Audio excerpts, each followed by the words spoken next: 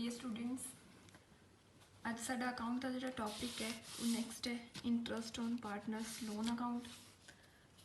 पहला असी interest on capital किया, इंट्रस्ट ऑन ड्राइंग किया, तो ये साडा नैक्सट टॉपिक है interest on partners loan account. जो आप शुरू किया चैप्टर उदों मैं दसिया सीगा कि जो पार्टनर है वो कई बार की होंदा है कि लोन दिंदा है फर्म नूं पैसे की रिक्वायरमेंट होंदी है, कैपिटल के तौर पर पैसे नहीं लिया बट लोन के तौर पर पैसे जोड़े है फर्म नूं दे दिंदा है, जिस दे बदले विच फर्म नूं पार्टनर नूं लोन के उत्ते इंट्रस्ट पे करना पैंदा है।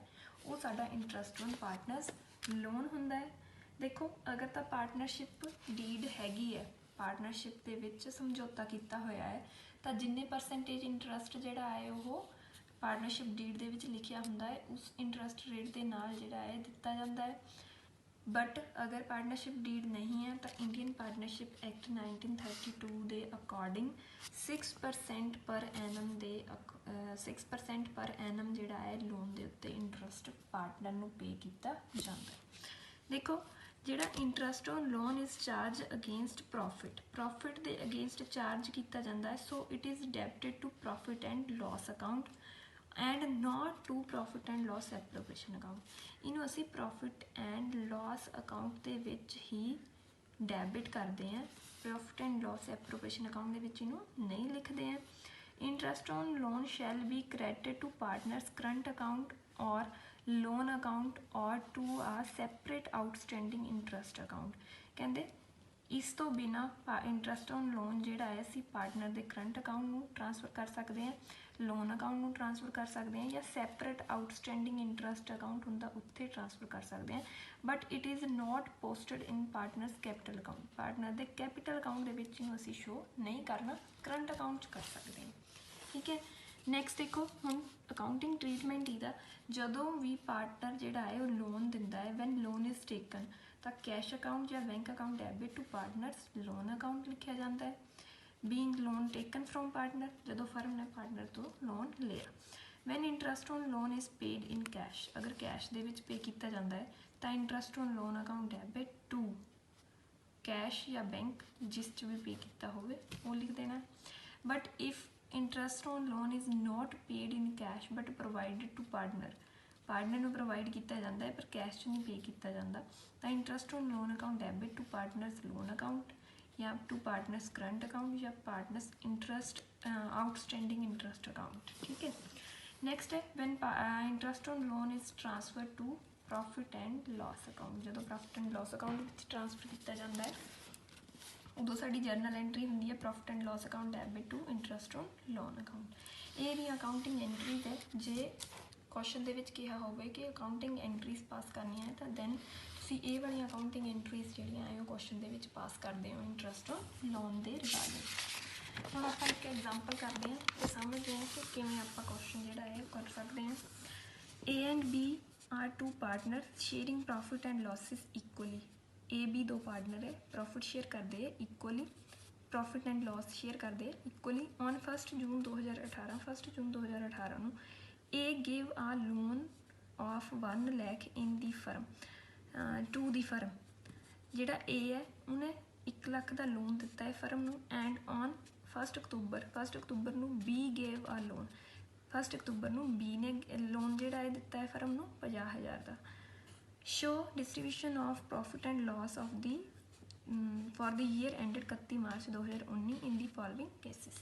इन फॉलोइंग केसिस के अकॉर्डिंग कहते कि जिहड़ा अकाउंटिंग ट्रीटमेंट होंदा है इंट्रस्ट ऑन लोन के रिगार्डिंग। हुण देखो फस्ट है साडे कोल case if profit before interest on loan is 9,000। अगर प्रॉफिट इंट्रस्ट ऑन लोन देने तो बिना 9,000 है, हजे 9,000 चो असीं इंट्रस्ट ऑन लोन देना है।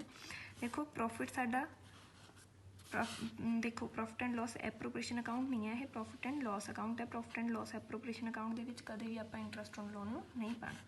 प्रॉफिट एंड लॉस अकाउंट भी असीं नैट प्रॉफिट लिखते हैं, प्रॉफिट लिखा सॉरी ग्रॉस प्रॉफिट लिखते हैं। ग्रॉस प्रॉफिट है साडा 9,000 टू इंट्रस्ट ऑन लोन 6% जिहड़ा है देना, क्योंकि क्वेश्चन दे विच गिवन नहीं है परसेंटेज। जदों नहीं गिवन हुंदी है उदों भी आपां 6% ही लैने।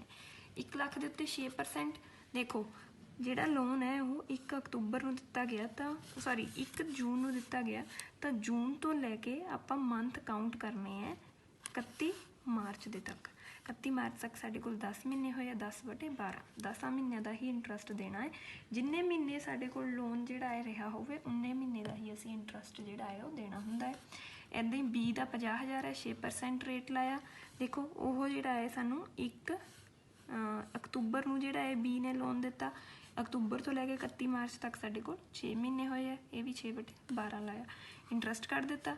9,000 ਦੇ ਵਿੱਚੋਂ ਇਹ 6500 ਜਿਹੜਾ ਇੰਟਰਸਟ ਹੈ ਉਹ ਮਾਈਨਸ ਕੀਤਾ ਅਤੇ ਬਾਕੀ ਜਿਹੜਾ ਬਚਿਆ ਉਹ ਅਸੀਂ ਕੈਪੀਟਲ ਅਕਾਊਂਟ ਨੂੰ ਟ੍ਰਾਂਸਫਰ ਕਰ ਦਿੰਦੇ ਹਾਂ ਲੋ ਜਿਹੜਾ ਸਾਡਾ ਪ੍ਰੋਫਿਟ ਹੈ।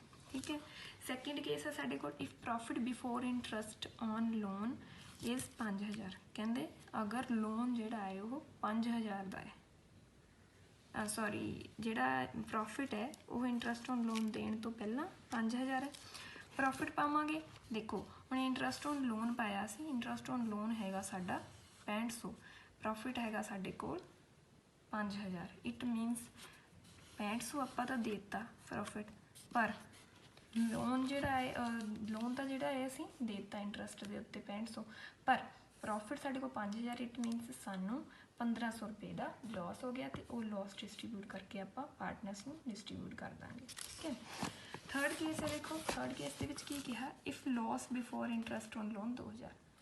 ਸਾਡੇ ਕੋਲ ਪ੍ਰੋਫਿਟ ਨਹੀਂ ਹੈ, ਸਾਡੇ ਕੋਲ ਲੋਸ ਹੈ 2,000 ਦਾ। ਹੁਣ ਆਪਾਂ ਕੀ ਕਰਾਂਗੇ, ਦੇਖੋ ਲੋਸ ਜਿਹੜਾ ਹੈ ਉਸ ਦੀ ਡੈਬਿਟ ਸਾਈਡ ਪਾਉਂਦੇ ਹਾਂ, ਲੋਸ ਜਿਹੜਾ ਹੈ ਬਰੋ ਡਾਊਨ ਕਰਕੇ ਪਾਵਾਂਗੇ 2,000, ਇੰਟਰਸਟ ਪਾਵਾਂਗੇ ਅਤੇ ਟੋਟਲ ਇੰਟਰਸਟ ਦੇ ਵਿੱਚ ਲੋਸ ਐਡ ਕਰਾਂਗੇ 6500 ਪਲੱਸ 2,000 8500 ਦਾ ਸਾਡਾ ਨੈਟ ਲੋਸ ਪਾਰਟਨਰਸ ਦੇ ਵਿੱਚ ਡਿਸਟਰੀਬਿਊਟ ਕਰ ਦੇਵਾਂਗੇ।